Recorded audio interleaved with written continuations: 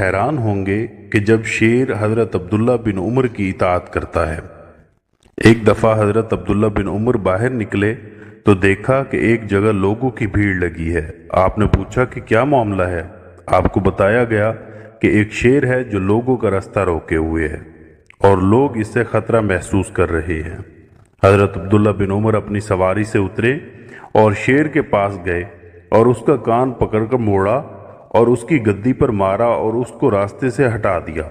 پھر فرمایا کہ سرکار دو عالم صلی اللہ علیہ وآلہ وسلم نے تیرے بارے میں سچ فرمایا تھا کہ ابن آدم پر یہ جب ہی مسلط کیا جاتا ہے